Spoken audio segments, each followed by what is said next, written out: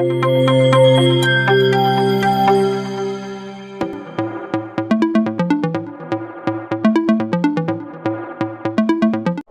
অবস্থায় আমরা প্রশ্নটি পড়ে নিব। প্রশ্নটি বলছে, একদিন কোনো ক্লাসে অনুপস্থিত ও উপস্থিত শিক্ষার্থীর অনুপাত 1:4। অনুপস্থিত শিক্ষার্থীদেরকে মোট শিক্ষার্থীর শতকরায় প্রকাশ। তো এটা খুবই একটা সহজ অঙ্ক, যদি একটু ভালোভাবে প্রশ্নটা বোঝা যায় খুবই সহজ, আর যদি ভালোভাবে প্রশ্নটা বোঝা না যায় সেটা অবশ্যই একটু কঠিন। তো চলো আমরা ক নম্বর প্রশ্নটি করে ফেলি। সেটা হচ্ছে, মোট যে শিক্ষার্থী তাদের যে অনুপাত, একটা হচ্ছে অনুপস্থিত আর হচ্ছে উপস্থিত শিক্ষার্থীর অনুপাত। তাহলে আমরা লিখতে পারি, দেওয়া আছে কি দেওয়া আছে, অনুপস্থিত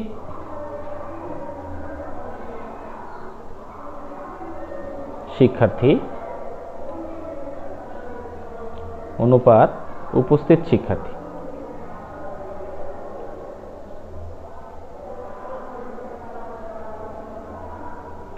সমান হচ্ছে 1:4। সুতরাং অনুপাতের যোগফল,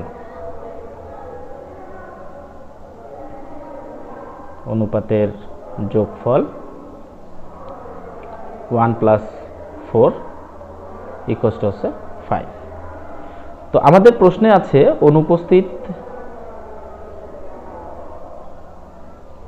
শিক্ষার্থীদেরকে মোট শিক্ষার্থী মানে অঙ্কটা বুঝতে হবে। এখানে শুধু আমরা বারবার অঙ্ক করব কিন্তু বুঝবো না, এটা কিন্তু হবে না, খুব ভালো করে একটু বুঝতে হবে। তো মোট শিক্ষার্থী, এখানে কিন্তু দেখা যাচ্ছে যে অনুপাতের যে যোগফলটা সেটাই হবে মোট শিক্ষার্থীর ভাগ। তাহলে মোট শিক্ষার্থীর শতকরা, তাহলে মোট শিক্ষার্থী কত, সেটা হচ্ছে 5, আর অনুপস্থিত কত 1, এর হচ্ছে শতকরা, তার মানে কি 100। তাহলে আমরা কাটাকাটি করলে কত পাচ্ছি, 20। তাহলে আমরা বলতে পারি 20%। শতকরা ওই লাইনটাই কিন্তু আমরা লিখবো না, তারপরের লাইনটা এসে পার্সেন্টেজটা দিয়ে দিব। তাহলে আমাদের এই হলো ক নাম্বার অঙ্ক। এখন খ নাম্বার অঙ্ক।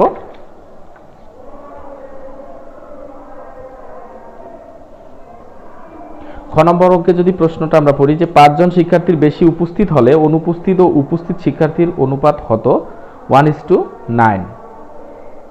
মোট শিক্ষার্থীর সংখ্যা কত? তাহলে আমাদের আগে আমরা এখানে খেয়াল করে নিব যে মোট শিক্ষার্থী কত সেটা আমরা আগে x চলকে নিব, নেওয়ার পর সেখান থেকে আমরা 5 জন শিক্ষার্থী কম দিয়ে কাজটা করার চেষ্টা করব। তাহলে যদি উপস্থিতের সংখ্যাটা বেশি হয় তাহলে দুই জায়গায় আমরা x দিয়ে দিব। তাহলে মনে করি অনুপস্থিত শিক্ষার্থী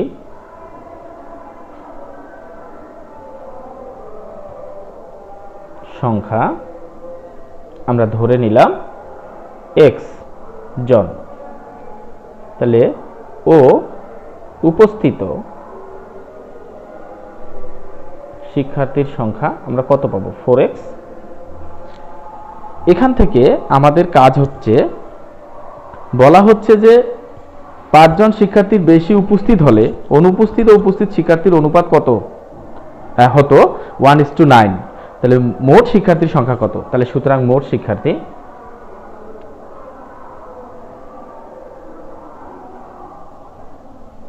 সমান হচ্ছে x + 4x। তাহলে আমরা সেখান থেকে আমরা পেয়ে গেলাম 5x জন। প্রিয় শিক্ষার্থীরা, এখানে আমাদের একটা জিনিস খেয়াল করতে হবে যে 5 জন শিক্ষার্থী যদি উপস্থিত বেশি হয়, তোমার একটা প্র্যাকটিক্যাল ক্লাসে চিন্তা করো, তোমার বাসায় তোমার ক্লাসে চিন্তা করো যে 5 জন শিক্ষার্থী যদি বেশি আসে একদিন, তাহলে অনুপস্থিতির সংখ্যা বাড়বে নাকি কমবে?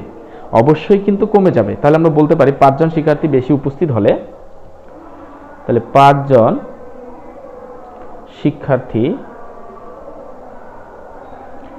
বেশি উপস্থিত হলে, হ্যাঁ প্রশ্নটা দেখে তোমরা লিখবা, প্র্যাকটিস করবা, হলে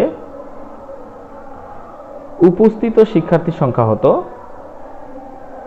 উপস্থিত শিক্ষার্থী সংখ্যা কত হবে? অবশ্যই সেখান থেকে 4x থেকে কি 5 যোগ হবে। তাহলে সুতরাং অনুপস্থিত সংখ্যা তখন কি হবে? কমে যাবে, ঠিক কিনা? অনুপস্থিত শিক্ষার্থীর সংখ্যা তখন কি হবে? আমাদের x থেকে 5 জন কমে যাবে, কারণ অনুপস্থিত ছিল আমাদের 1 জন, সেখান থেকে 5 জন কি হবে? কমে যাবে। তাহলে আমরা প্রশ্ন মতে যদি চিন্তা করি, প্রশ্ন মতে কি হবে যে x - 5 = 4x + 5 = বলা হচ্ছে 1:9। দেখো 1:9 মানে শিক্ষার্থী 2 একটা উপস্থিত এবং অনুপস্থিত যে অনুপাতটা সেটা হচ্ছে 1:9। তাহলে আমরা এটাকে ভগ্নাংশ আকারে যদি করি তাহলে 4x + 5 = 1/9, আর আমরা গুণ করে দিব, তাহলে 9x 45 4x + 5। তাহলে এই 9 দিয়ে উপরেরটাকে গুণ হবে আর 1 দিয়ে এটাকে গুণ করলে এটাই বসবে। তাহলে আমরা 9x x চলকগুলো একদিকে নিয়ে আসলাম, তাহলে 5 + 45, তাহলে কত হবে? এখানে 5x = হচ্ছে 50। তাহলে আমরা বলতে পারি x = 50/5। তাহলে কাটাকাটি করলে কত হচ্ছে? 10। তাহলে x এর মান আমরা কত পেলাম? 10 জন। তাহলে এই 10x এর মান মানে হচ্ছে এটা আমরা বলতে পারি যে অনুপস্থিত শিক্ষার্থীর সংখ্যা 10 জন বের হলো। তাহলে আমরা লিখতে পারি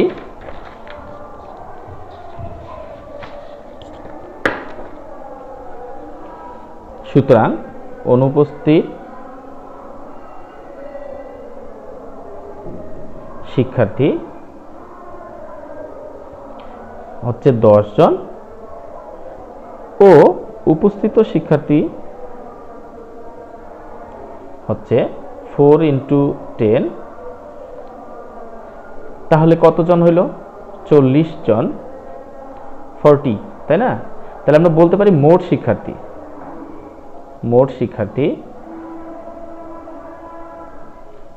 হচ্ছে 10 প্লাস হচ্ছে 40, তাহলে আমরা বলতে পারি 50 জন। তাহলে আমাদের টোটাল শিক্ষার্থীর সংখ্যা কতজন বের হলো প্রিয় শিক্ষার্থীরা? 50 জন। তাহলে 50 জন আমাদের মোট শিক্ষার্থী হলো। এখন কথা হলো মোট শিক্ষার্থীর মধ্যে ছাত্র সংখ্যা ছাত্রী সংখ্যার দ্বিগুণ অপেক্ষা 10 জন কম। তাহলে ছাত্র ছাত্রীর সংখ্যার অনুপাত, তাহলে আমরা এখানে যে কোনো একটাকে ধরে নিতে পারি। তো কি ধরতে পারি?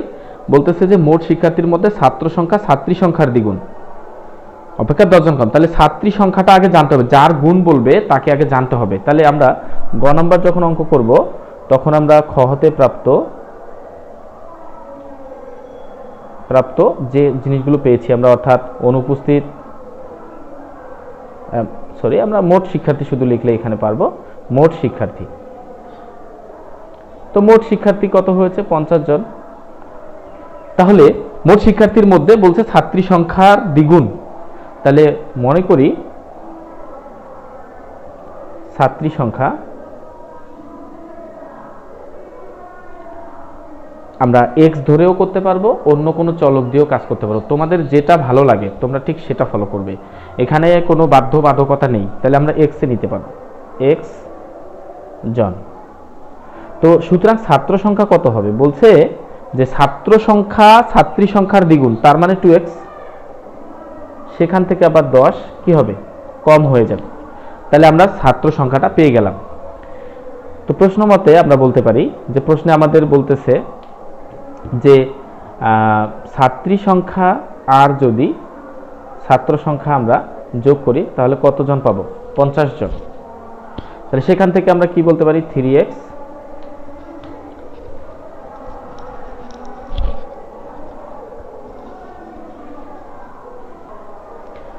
তো আমরা 3x পেলাম, আর এখানে 50 + 10,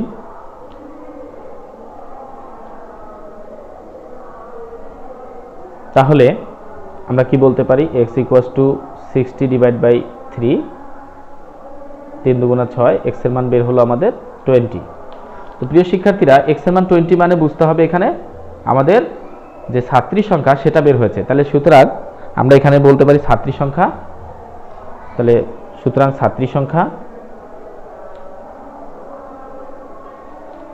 20 জন ও ছাত্র সংখ্যা, তাহলে ছাত্র সংখ্যা আমাদের কত হবে?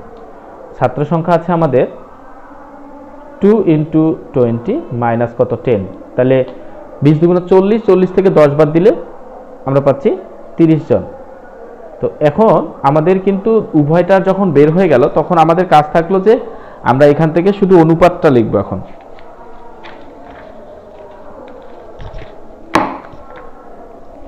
তাহলে ছাত্রী সংখ্যা অনুপাত ছাত্র সংখ্যা, একটা হচ্ছে 20 অনুপাত হচ্ছে 30, উভয় পাশে আমরা যদি 10 দিয়ে ভাগ করে দিই, অর্থাৎ এরকম করে লিখতে পারো তোমরা চাইলে, তাহলে 0 0 কেটে দেব, তাহলে রেজাল্ট আসলো আমাদের 2:3। তো এটাই হচ্ছে আমাদের অ্যান্সার। তো আমরা 24 নম্বর অঙ্কটি আশা করি খুব সহজভাবে বুঝতে পেরেছি। তো যদি বুঝতে পারি তাহলে অবশ্যই আমরা প্র্যাকটিস করব আর খাতায় নোট করে নিব। তো যদি তোমাদের আরও কোনো নতুন যে জানার থাকে তাহলে তোমরা আমাকে লিখো। তো আজ এ পর্যন্তই, তোমরা ভালো থাকো, সুস্থ থাকো, আর অবশ্যই ভালো খাবার খাও, ভেজাল মুক্ত থাকার চেষ্টা করো। আল্লাহ হাফেজ।